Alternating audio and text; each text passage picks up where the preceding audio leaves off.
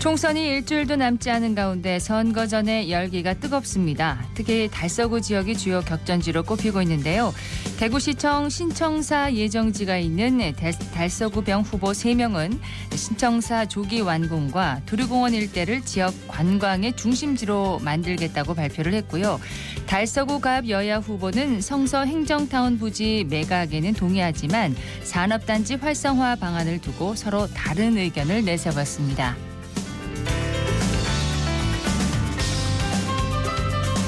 안녕하십니까. 생생매거진 오늘 박은정입니다. 지역 후보들의 공약 발표와 함께 대구시가 본격적으로 공유부지 매각에 돌입했습니다. 조기 건립의 기대감이 커지는 한편 우려의 목소리도 나오고 있는데요. 대구시청 신청사 건립 사업 현황 오늘 기자의 눈에서 살펴보도록 하겠습니다.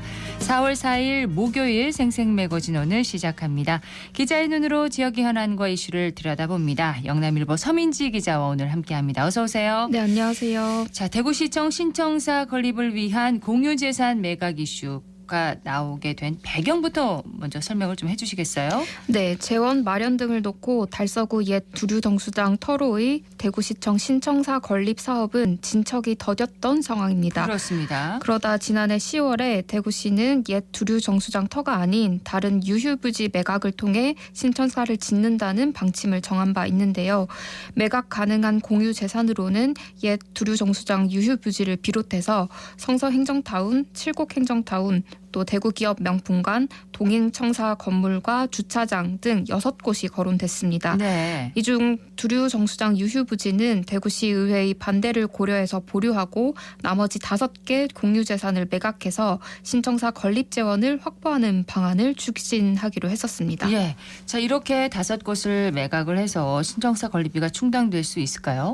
네, 지난해 11월 기준으로 공유재산 5곳의 감정가액은 3,270억 원 정도로 알려졌고요. 네. 또 일반 상업지구인 성서 행정타운과 대구 기업 명품관 용도 지역을 일반 상업지구에서 중심 상업지구로 변경했다고 가정한다면 그 가액은 더욱 상승하게 됩니다. 여기에 더해서 대구시의 청사 건립기금 600억 원을 더하면 신청사 예상 건립비 4,500억 원이 거의 충당된다는 계산입니다. 그렇군요. 지금 신청사 건립을 위한 진행 상황은 어떻습니까? 총선이 끝나고 나면 본격적으로 시작될 것으로 예상되는데요. 대구시는 매각 대상 5곳 중에 우선 성서행정타운과 칠곡행정타운 이 2곳에 대한 그 매각 동의안을 조만간 대구시 의회에 제출할 계획입니다. 네. 공유재산 매각을 위해서는 시의회의 동의가 필수적이기 때문인데요. 통과 시에는 신청사 설계 예산을 시의회에 올릴 계획이고 예산 확보 과정을 거치게 되면 올 하반기쯤부터는 환경 영향평가와 기술 타당성 검토 등의 절차가 진행됩니다. 지금 5곳을 매각할 계획이잖아요. 네. 신청사 건립비 충당을 위해서. 그러면 총선이 끝나고 2곳은 먼저 이제 추진을 하고 네. 나머지 3곳에 대한 매각 절차는 그럼 언제쯤 검토가 되는 건가요? 네, 대구기업 명품관과 대구시청 동인청사 또 동인청사 주차장 등 3곳은 개혁 잔여 기간이 남아 있어서 올 하반기에 공유재산관리계획위원회 심의에 올려질 것으로 예상됩니다. 예. 매각 검토는 그 이후 이뤄질 것으로 보입니다. 성서행정타운과 칠곡행정타운은 공유재산관리계획심의위원회를 통과하면서 행정재산에서 매각 가능한 일반 재산으로 변경이 완료된 상태인데 이 3곳의 경우에는 아직 자산 용도 변경이 이루어지지 않아서요. 네. 이 과정을 거친 후에 부지를 매각하려면 시간이 다소 소요될 것으로 예상됩니다. 자, 신청사 건립비 마련을 위해서 이렇게 조금씩 좀 진행이 되고 있는 것 같은데 그럼 이 과정을 거치다 보면은 신청사 건립 완공 시기는 언제쯤일까요? 네, 대구시가 밝히기로는 2025년 5월에 착공해서 2030년 상반기에 완공하는 것이 목표입니다. 계획대로 이달 중에 대구시 의회에서 매각 동의 절차를 거치게 되면 빠르면 다음 달부터 매각 절차에 들어가게 되고요. 또 빠르면 상반기 중에 전담 부서인 신청사 건립과도 신설됩니다. 네. 이렇게 되고 시의회 예산 심의 과정에 신청사 설계비 반영이 추진되면 내년 5월부터는 설계 공모에 착수해서 2025 2025년에 설계를 완료하고 또 착공에 들어가게 됩니다. 다만 침체된 부동산 경기는 매각 절차의 변수로 작용할 수도 있습니다. 자, 그럼 신청사 예정지 이제 달서구 병이잖아요. 네. 이 지역의 국회의원 후보들 신청사 조속한 건립에는 같은 의견이지 않을까 싶은데요.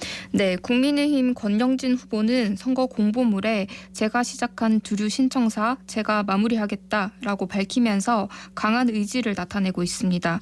그간 낙후됐던 달서구 병 지역을 랜드마크가 될 신청사 건립을 통해서 대구의 새로운 중심으로 만들겠다는 각오이고요. 네. 또 신청사와 이월드 또 두류공원 일대를 연계해서 두류 관광특구로 지정하고 세계적인 관광공원으로 만들겠다는 각오도 있습니다. 또 우리공화당 조원진 후보의 경우에는 두류 정수장 후적지로의 신청사 유치를 자신이 제일 먼저 제안했다고 주장하고 있는데요. 그런 만큼 공보물을 통해서 신청사를 대한민국 최고로 멋지게 완공하고 또 달서구를 최고의 행정복합 중심도시 또 교육과 문화, 경제가 선순환하는 희망의 도시로 만들겠다라고 약속했습니다. 네. 또 진보당 최영호 후보도 신청사와 두류공원 등을 연계한 문화관광특구 조성 등의 공약을 내걸었습니다. 그런데 매각 대상 부지 중에 하나인 대구 기업 명품관. 최근 입주업체들이 좀 곤란을 겪고 있다는 이야기가 들립니다. 네, 맞습니다. 신청사 건립이 속도를 내는 이면에 이런 역효과도 발생하고 있는 건데요. 대구 기업 명품관이 대구시의 시유지 매각 추진 여파로 오는 10월에 임대차 계약 종료로 문 닫을 위기에 처했습니다. 여태껏 입주업체 29곳은 매년 1년 단위로 계약을 연장해 왔다고 하는데요. 네. 하지만 대구시는 지난해 10월에 입주업체에 넉 달 뒤에 나가달라고 통보를 했습니다. 당시에 시의회와 시민단체가 시 소유 부지 매각 반대가 거셌던 탓에 대구시와 중소기업중앙회 대구 경북본부는 논의 끝에 올해 10월 22일까지 연장했고요. 기업 명품관 입주업체들은 중기중앙회 대경본부와 입점 문제를 상의를 해왔던 상황입니다. 네. 그야말로 청천벽력 같은 일이 눈앞에 펼쳐진 셈입니다. 입주업체들의 입장은 어떻습니까? 업체들은 당장 나가라고 해도 나갈 곳이 없다면서 신청사 건립까지 몇 년간의 시간이 남아 있으니 이 기간 동안이라도 입주업체들이 자리를 잡을 수 있도록 대구시가 여건을 마련해 줘야 된다는 입장입니다. 네. 가능한 최대한 계약을 연장해 주거나 대체 부지를 마련해 주는 방식 등을 내세우고 있는데요. 특히나 대구 기업 명품관과 한 건물에 있는 중기중앙회 대경본부가 계약 만료일에 맞춰서 사무실을 다른 곳으로 이전하기로 하면서 입주업체들만 상황이 난처해진 상황이기도 합니다. 그렇군요. 자, 이 문제에 대해서 대구시의 해결책은 뭘까요? 네, 대구시는 원래 기업 명품관은 중소기업이 오프라인 판로 개척을 위해서 운영을 했지만 요즘은 온라인과 또 홈쇼핑 판로를 더 확보하는 추세라면서 일부 사업주에게만 한정적으로 혜택이 돌아간다는 지적도 있었다고 했습니다. 네. 그래서 지금 이렇다 할 대책은 마련되지 않는 상황인 셈입니다. 대구시 입장에서는 대책을 마련하고 있지 네. 않다. 그러면은 이 지역, 이 해당 지역 국회의원 후보들 공유재산 매각과 또 이로 인한 주민들의 피해에 대해서는 어떤 입장을 밝히고 있습니까? 네, 공유재산 매각과 관련해서 성서행정타운이 위치한 대구 달서구 갑 지역의 두 후보가 공감대를 형성했습니다. 네. 권태긍 더불어민주당 후보는 성서행정타운과 칠곡행정타운 부지는 공영개발을 전제로 매각하면 된다라고 했고요.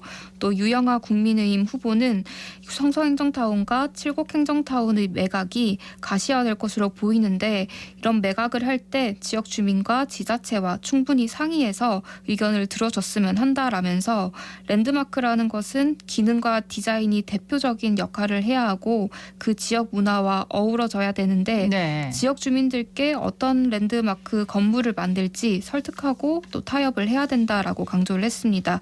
권태긍 후보의 경우에는 대구 기업 명품관 문제 관련해서도 입주해 있는 업주분들의 이전 대책을 마련해서 협의를 해야 된다라고 부연했습니다. 네. 대구시가 대구시청 신청사 건립을 위해서 이제 공유재산 매각을 지금 이제 진행을 하고 있다는 얘기 했는데 자, 신청사 조속한 건립을 위해서 지금 필요한 건 뭘까요? 네, 그간 대구시청 신청사 건립과 건립비 충당 문제를 놓고 지역 사회에서는 수많은 갈등과 반목이 일어났었습니다. 네. 그런데 지난해 공유재산 매각 결정이 내려지면서 간신히 그 갈등이 봉합됐던 상황입니다. 이제는 각계각층에서 역량을 모아야 할 시기가 다가왔는데요. 대구시는 재정 건전화 방침 하에서도 2030년 완공이라는 목표를 충실히 이행해야 될 것이고요. 네. 또 제22대 총선을 통해서 새롭게 당선될 지역 국회의원들은 각자 주민들과 약속한 신청사 관련 공약을 반드시 지켜야겠습니다. 그렇습니다. 그 도중에 대구 기업 명품관 입주업체 그 업주들과 같은 난처한 상황이 발생한다면 대구시는 이들을 벼랑 끝으로 내몰지 말고 예. 이들이 생계를 이어갈 수 있도록 실질적인 대안을 마련해 주시기를 바라겠습니다. 그 과정을 시민들은 지켜보도록 하겠습니다. 영남일보 서민지 기자였습니다. 고맙습니다. 네, 감사합니다.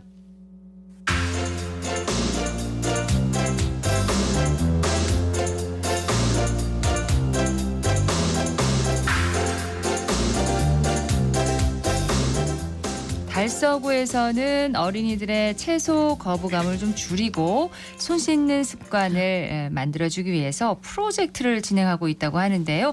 배아현 리포터가 현장 소개해 준다고요? 네, 저는 어린이 식생활 행동변화 개선 프로젝트인 너도 나도 쑥쑥이 진행되고 있는 달서구 사랑별 어린이집에 다녀왔습니다. 달서구는 어린이 급식관리지원센터와 연계해서 320여 개소의 어린이 급식소를 등록하고 관리하고 있는데요. 네. 이번 프로젝트에는 15개소 300여 명을 대상으로 추진됐습니다. 프로젝트가 진행되는 현장을 전해드립니다. 오늘은 선생님이랑 채소 모종 심기 활동 한번 하고 우리 손 씻기 율동까지 배워볼 거예요. 하나, 둘, 셋. 무럭무럭 자라라. 이누 거품 만들어 보글보글 씻어요 하면 되고요. 달서구 어린이 급식관리지원센터 기획팀장 박은혜입니다. 오늘의 활동 목표는 채소에 대해 알아보고 지속적인 관심을 갖게 하는 것, 손을 언제 씻어야 하는지 아는 것과 올바르게 손을 씻는 방법을 아는 것입니다. 센터에서 어린이집으로 지원한 채소 모종 키트를 활용하여 영양사 선생님과 어린이가 함께 채소에 대해 이야기를 나누어 보고 상추, 깻잎, 쑥갓 3가지 모종을 심어보는 체험 교육을 진행하였습니다. 체험 후에는 손인형 펠트 교구를 활용하여 손을 깨끗하게 씻어야 한다는 것을 교육하고 동료를 접목시킨 손 씻기 노래와 센터에서 만든 율동을 어린이와 함께하는 것이 이번 교육 활동입니다. 영유아기는 식품 기호와 습관이 형성되는 시기로 성장 발달 정도에 따른 섭취 지도가 매우 중요합니다. 따라서 센터에서 어린이 대상 교육 시 어린이 식생활 행동 변화를 위한 손 씻기, 편식 예방, 잔반 감소 주제를 중점 교육으로 하고 있습니다. 저희 센터에서 지원한 너도 나도 숙수 사업을 지원받은 어린이 급식소에서 설문조사 결과 편식 예방 및 손 씻기 개선에 도움이 되었는가에 대한 문항에서 5점 만점에서 5점의 결과를 나타내었습니다. 저희 달서구 어린이 급식관리지원센터에서 지원한 교육을 통해서 우리 달서구 관내 어린이들이 건강한 어린이로 자라났으면 좋겠습니다. 활동이 진행되는 동안 우리 아이들 반응이 궁금해요. 네, 아이들이 직접 채소를 만지고 심어보고 물도 주며 정말 즐거워하는 모습이었는데요. 또 손 씻기 율동도 노래와 함께 진행하다 보니까 재미있게 참여하는 모습이었습니다. 네. 앞으로도 이러한 체험과 교육이 꾸준히 진행되면 좋겠는데요. 이번 프로젝트에 참여하는 급식소의 어린이와 김현미 원장도 만나봤습니다. 장서우예요. 4살이에요. 재밌었어요. 사먹어주어요. 올해는 저희들이 또 상반기에 달서구 급식지원센터에 연계를 받아서 오늘같이 채소 모종이라든지 이러한 생태 체험을 경험하게 돼서 굉장히 좋았고, 또 올해는 저희들 교육 프로그램 안에 컬러데이라는 게 있습니다. 그래서 월별로 색깔별로 관련된 채소라든지 어떤 음식과 관련된 놀이를 같이 연계를 하고 있습니다. 저희들이 달서구 급식지원센터에 제공하고 있는 식단표는 충분히 활용하고 있고, 거기서 주고 있는 레시피라고 그러고 있죠. 그런 것들도 충분하게 활용을 해서 부모님들도 조금 만족하고 계시는 그런 분위기입니다. 위생은 뭐 물론 이 유아교육기관에서 가장 그 기본이라고 볼 수 있고 아이들이 이제 매 활동이라든지 식사 전이라든지 바깥놀이라든지 이런 걸 할 때 늘 선생님들이 정기적으로 아이들한테 손 씻기 활동이 습관화가 되어 있습니다. 또 다음 달에도 예정되어 있는 달서구 보건소와 연계해서 손 씻기 활동을 관련해서 기계라고 얘기를 하죠. 그것도 저희들이 지원을 받아서 상반기, 하반기 늘 주기적으로 교육을 하고 있습니다. 지속적으로 달서구 급식지원센터 연계를 해서 저희들 아이들 건강이나 영양에 대해서 정보를 받을 거지만 이런 것들 실질적으로 실천할 수 있게끔 선생님들의 전문성이라든지 그런 건강에 관련해서는 조금 정보도 부모님들과 교류를 하고 있고 또 지역에 있는 유관기관의 협조를 좀 많이 받아야 될 것 같습니다. 이런 활동들이 많이 저희들한테 기회가 주어졌으면 참 좋을 것 같은데 몇 개의 시설만 이렇게 선택을 하니까 이게 조금 안타까운 것 같아요. 그래서 조금 더 이렇게 예산을 조금 많이 책정을 해서 모든 아이들이 이러한 기회를 활용할 수 있는 기회가 있었으면 합니다. 아이들에게 참 유익한 경험이 될 것 같은데 이 프로젝트 활동은 이번 한 번으로 끝나는 건가요, 혹시? 아닙니다. 채소 모종 심기 활동이 끝나도 어린이 급식소에서는 어린이들이 매일 채소를 가꾸고 키우며 관찰일기를 작성하는데요. 네. 관찰일기에는 채소의 성장뿐만 아니라 성장 모종을 이용한 급식일기, 손씻기일기 등도 작성합니다. 이렇게 관찰일기를 통해서 직접 심은 채소가 섭취까지 이어지면서 채소에 대한 거부감도 줄고 섭취율도 증가했다고 합니다. 그렇군요. 네, 이번 프로젝트에 참여한 담당자도 만나봤습니다. 저는 달서구 어린이 급식관리지원센터의 센터장으로 있는 최미자입니다. 저희 센터에서는 어린이 식생활 개선을 위해서 3가지 큰 프로젝트가 있는데요. 이 프로젝트는 식품의약품 안전처에서도 같이 도모하고 있는 사업인데 첫 번째 사업은 편식 예방 사업이고 두 번째는 손 씻기를 주로 하는 위생교육이고 세 번째는 환경 문제라든지 여러 가지를 고려한 잔반 감소 프로젝트가 되겠습니다. 오늘 특별히 저희들이 이제 사랑별 어린이집에 와서 아이들에게 작은 농부 체험을 하고 또 모종 심기를 해서 우리가 먹고 있는 채소, 먹거리들이 어떻게 자라고 어떤 모양이고 어떤 색깔이고 어떤 향기이고 모든 것을 체험할 수 있는 체험 활동을 지금 하고 있는 중입니다.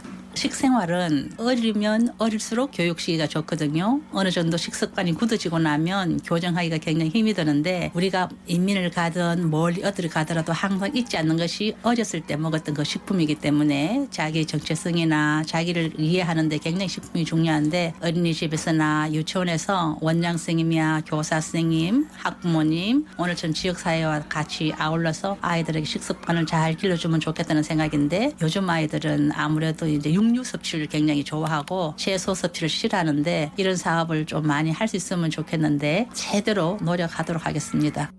이러한 프로젝트에 더 다양한 아이들이 참여할 수 있기를 바라며 활동을 통해 아이들은 건강한 식습관이 형성되기를 바랍니다. 네, 배아현 리포터 고맙습니다. 네, 고맙습니다.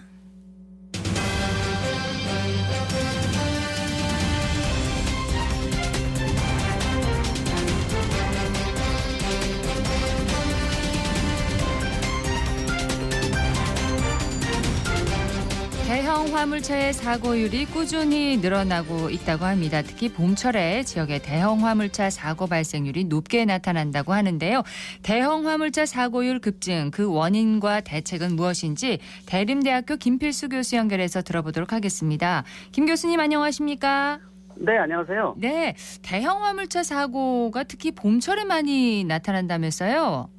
그렇습니다.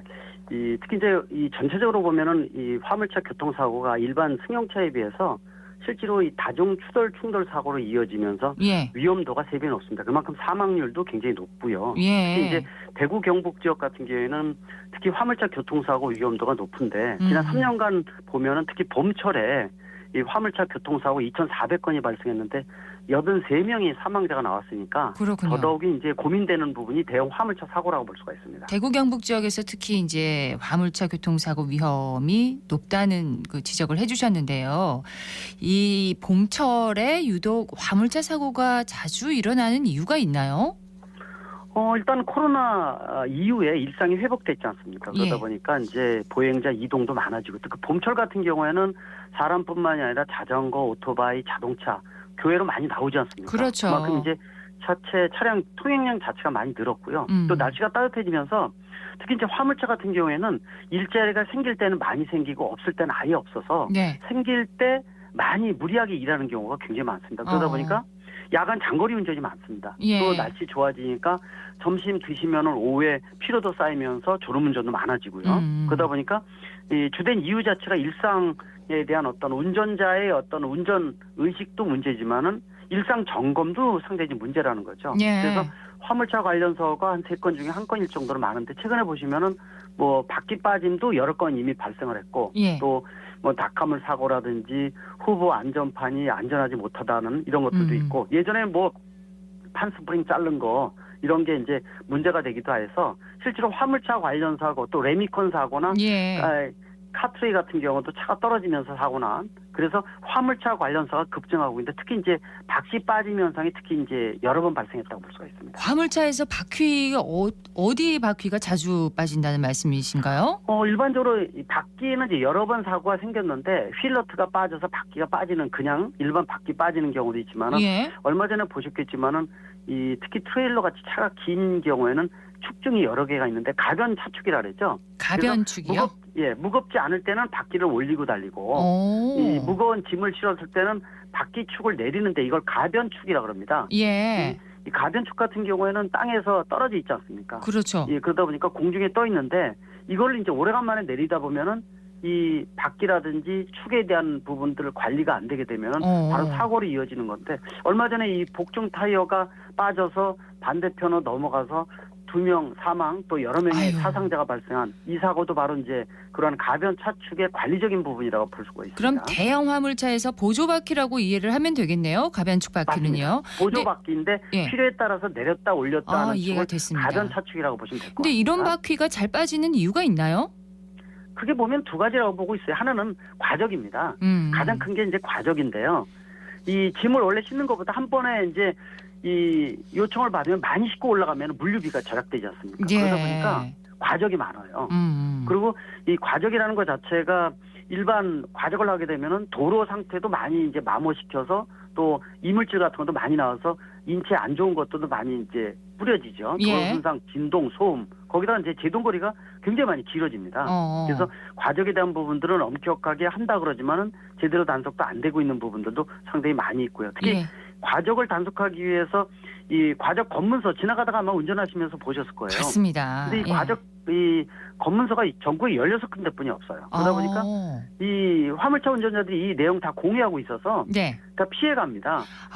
그리고 이제 과적 검문서가 있다 하더라도 이 시스템을 측정을 해야 되는데 이 측정하는 장비를 이제 고속 측중기라 그러는데 장비의 신뢰성이 많이 떨어져요. 오차가 60%가 됩니다. 그래요. 이게 재나 많아죠. 그래서 이 과적에 대한 것들도 문제고 또 한 가지 문제는 이제 이 관리 부실인 거죠.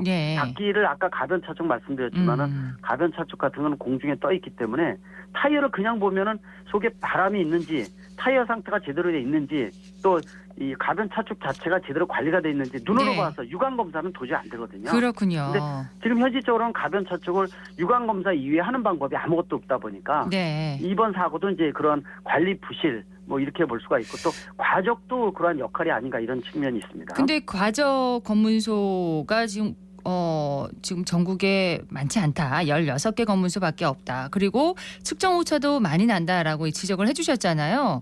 근데 측정 오차가 왜 이렇게 크게 나는 건가요? 실제로 이제 검문소 내에서 이 측정 장비 핵심은 이 차가 지나갈 때 이 무게를 재는 센서가인데 이걸 앞전 센서라 그래요. 이 앞전 센서라는 것은 무게 대비해서 무게가 무거우면은 나오는 전기가 커서 그 전기량을 측정을 하면은 무게를 잴 수가 있는 거거든요. 그래서 전기 신호를 가지고 재는 게 앞전 센서인데 앞전 센서를 쓰고 있는데 우리나라에서 쓰고 있는 거는 세라믹 소재 센서를 써요. 근데 이게 온도 변화에 매우 취약합니다. 이 대한민국 하시게 되면은 사계절 뚜렷하지 않습니까? 그리고 겨울철 추우면 추울수록 이 세라믹 센서는요 오차가 더 커져서 아까 60%라고 말씀드렸는데 겨울엔 더 심합니다. 그러니까 쓰나 마나인 건데 그래서 선진국에서는 세라믹보다도 온도에 덜 민감한 쿼츠 센서라는 걸 쓰고 있는데 이 부분을 쓰지 않았다는 것도 또 문제점이라고 보고 있습니다. 검문소의 이 오차 측정 오차를 정말 줄이는 것도 중요할 것 같습니다. 네, 맞습니다. 그래서 지금 말씀드린 대로 쿼츠 센서 같은 걸 써서 검문소 있으나 없으나 하면 의미가 없지 않습니까? 없죠. 그리고 과적 단속할 수도 없는 거고요. 그렇습니다. 그래서 근데 이제 쿼츠 센서를 써야 되는데 지금까지는 이 세라믹 센서를 썼던 것은 가격이 10배 정도 차이가 나요. 네. 그러다 보니까 이제 저렴한 거 쓴 거 예산 아낀다라고 써서 실제로 다 전국적으로 설치를 하다 보니까 이거 자체의 성능이 안 나오니까 측정 자체가 오차가 많고 네. 또 검문소에서요. 뭐 도주 차량이라고 나중에 과태료 통지를 했는데 이 센서의 오차로 인해서 나오는 불상사도 있었고 예. 또 실제로 과적 차량 지나가더라도 측정이 안 되다 보니까 이 검문소가 문제가 있다는 것들도 화물차 운전자들이 너무 잘 알고 있다는 거. 그러다 보니까 더더욱 문제점이 커지고 있습니다. 검문소에서 제대로 된 기능을 해야 되겠고 또 다른 원인으로 관리 부실을 꼽아주셨잖아요. 가변축 바퀴가 조금 전에 설명해 주신 대로 이제 유동적으로 사용이 가능한 바퀴이기 때문에 운전자들이 네. 그렇게 뭐 세밀하게 관리를 안 하는 그런 경우도 있는 것 같습니다. 원인이요. 네, 맞습니다.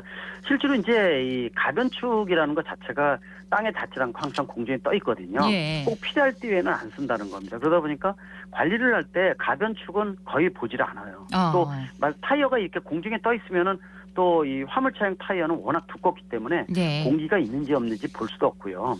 또 그렇군요. 상태를 확인할 수가 없거든요. 네. 또 이번 같이 이 가변차 측에서 바퀴 빠진 같은 경우에는 휠너트 이 바퀴를 조이는 너트가 빠진 게 아니라 네. 바퀴가 두 개가 통째로 빠졌지 않습니까? 그렇군요. 이거는 뭐냐면은 이 축하고 바퀴를 연결하는 이 허브 베어링이라는 게 있는데 네. 이 베어링 부위에 뭐 그리스 같은 게 말라서 아예 이 달라붙었다든지 네. 이게 내려서 달리다 보면 압력을 받고 속에 열이 생기면서 이 열이 견디지 못하고 터져버려서 밖에 튕겨 나오는 건데 알겠습니다. 실제로 가변차 쪽 같은 경우에는 겉으로 유관 검사가 안 되니까 네. 타이어를 빼내서 안의 상태를 봐야 되는데 지금 우리나라 검사 기준 자체도 네. 가변차 측에서 바퀴 빼는 거 이런 거 자체가 아예 없으니까 네. 거기다가 이제 이 과태료 자체도 알겠습니다. 유명무실할 정도로 적다 이렇게 네, 보죠. 교수님, 과적과 관리 부실이 화물차 사고의 원인이 되고 있다 이렇게 말씀을 하셨는데 운전자 개인의 의지가 참 중요할 것 같습니다. 마지막으로 당부 말씀 한 말씀만 좀 해주시죠. 네, 제일 중요한 게 운전자의 의지 또 정부의 관리 시스템. 예. 특히 이제 여러 가지 화물차 관련 사고가 많은데 종합적인 관리 제도, 전체적인 내결이 좀 필요한데 그런 것들이 국내에서 제대로 안 돼 있다는 거기 때문에 알겠습니다. 정부가 적극적으로 해야 된다고 봅니다. 여기까지 듣겠습니다. 고맙습니다. 네, 감사합니다. 대림대학교 김필수 교수였습니다. 생생매거진 오늘 4월 4일 순서 여기까지입니다. 박은정이었습니다. 고맙습니다.